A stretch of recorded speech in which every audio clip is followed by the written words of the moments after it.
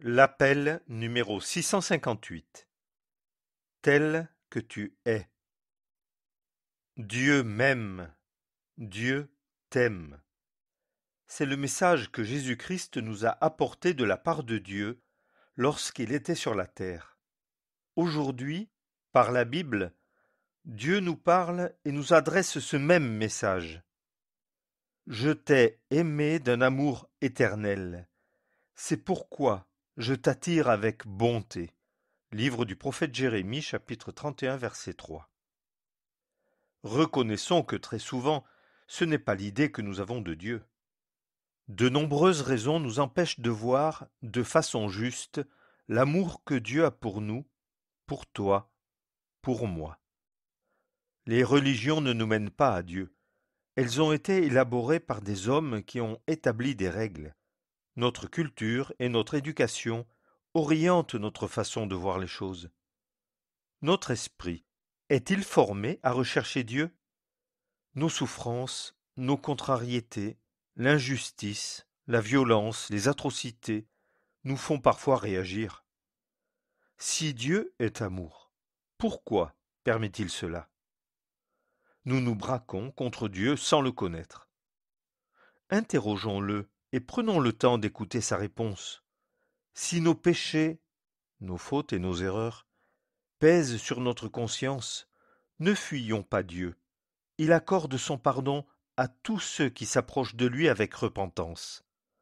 Souvent, pour fuir les réalités de la vie, nous nous laissons étourdir par beaucoup d'activités, de loisirs ou de plaisirs. Dieu veut nous apporter son aide et sa paix pour affronter les jours tristes et douloureux. Refouler la pensée qu'un jour nous devrons quitter ce monde, nous mourrons, ne changera rien au fait que tôt ou tard nous devrons rencontrer Dieu. Ce Dieu qui nous aime, qui nous a créés, qui a créé le monde, ne nous destine pas à une vie de misère. Il nous offre une vraie vie, heureuse, épanouie, dès maintenant sur la terre, même lorsqu'il permet les difficultés. Et il nous donne la certitude d'un bonheur éternel. Dieu nous offre son amour infini. Car Dieu a tant aimé le monde qu'il a donné son Fils unique afin que quiconque croit en lui ne périsse pas, mais qu'il ait la vie éternelle. Évangile selon Jean chapitre 3 verset 16. Dieu dit « Reviens, je ne ferai pas peser sur vous un visage irrité, car je suis bon, dit l'Éternel. Je ne garderai pas ma colère à toujours. Seulement, reconnais ton iniquité, ton péché. » Livre du prophète Jérémie chapitre 3 versets 12 et 13. Le Dieu saint et juste, le Dieu créateur de toutes choses, nous offre son amour, son pardon, sa grâce et la vie éternelle. Il nous aime tous tels que nous sommes, quels que soient nos défauts, nos fautes, nos différences, nos origines. Un exemple de la Bible. Jésus, fatigué du chemin, se tenait là assis sur la fontaine. C'était environ midi. Une femme de la Samarie vient pour puiser de l'eau. Jésus lui dit « Donne-moi à boire. » La Samaritaine lui dit alors « Comment? Toi qui es juif, tu me demandes à boire à moi qui suis une Samaritaine ?» Évangile selon Jean chapitre 4 versets 6 à 9. Cette femme sait bien qu'elle appartient à un peuple méprisé, que ses croyances sont différentes. Comment un juif pourrait-il boire à sa cruche sans se croire souillé? De plus, elle est celle que l'on montre du doigt à cause de sa mauvaise vie. Comment un homme peut-il lui parler avec tant de respect? Jésus n'a pas de préjugés. Il ne regarde pas les gens de haut. Il ne s'arrête pas aux distinctions sociales ou religieuses. Jésus lui répondit « Quiconque boit de cette eau-ci aura de nouveau soif. Celui qui boira de l'eau que je lui donnerai, moi, n'aura plus soif à jamais. Mais l'eau que je lui donnerai sera en lui une fontaine d'eau jaillissant en vie éternelle. » La femme lui dit « Seigneur, donne-moi cette eau, afin que je n'aie pas soif et que je ne vienne pas ici pour puiser. » Évangile selon Jean chapitre 4 versets 13 à 15. Jésus veut la libérer de sa vie triste et honteuse. Il lui pose cette question sensible. Va, appelle ton mari et viens ici. En présence de la compassion de Jésus, cette femme se sent en confiance. Devant lui, elle va alors reconnaître quelque chose qu'elle n'a jamais voulu dire aux autres. Elle confesse à Jésus sa misère, son péché.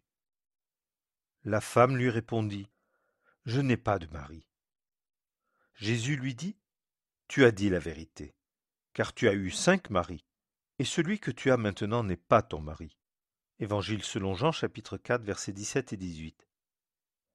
Sa confession la libère et lui ouvre les yeux. La femme lui dit, « Seigneur, je vois que tu es un prophète. Je sais que le Messie qui est appelé le Christ vient. Quand il sera venu, lui, il nous fera tout connaître. » Jésus lui dit, « Je le suis, moi qui te parle. » Évangile selon Jean chapitre 4 versets 19 à 26. Jésus ne lui adresse aucun reproche. Il connaît la souffrance de ses échecs successifs, l'angoisse et le chagrin d'une personne en butte au mépris et aux accusations. Alors Jésus se révèle comme celui qui seul apporte la délivrance dont son âme a besoin. Cette femme prend conscience de la grandeur de Jésus et de sa grâce envers elle. Alors, la femme laissa sa cruche et revint à la ville. Elle dit aux gens, « Venez voir un homme qui m'a dit tout ce que j'ai fait. Celui-ci n'est-il pas le Christ ?» Évangile selon Jean chapitre 4 versets 28 et 29. Quel changement dans sa vie! Quelle libération dans son cœur! Quelle joie! Aujourd'hui, Jésus s'approche de toi. Il a fait le plus long chemin pour te rencontrer. Aujourd'hui, tu peux venir vers lui, quelles que soient tes origines, ton passé, tes problèmes actuels. Il ne repousse personne. Il ne condamne pas, mais il met tout en lumière. Si tu lui confesses tes péchés et que tu crois qu'il est le Fils de Dieu, alors Dieu te pardonnera toutes tes fautes, comme il l'a promis, car le sang de Jésus-Christ nous purifie de tout péché. Première épître de Jean chapitre 1 verset 7. Dieu t'aime, viens à lui.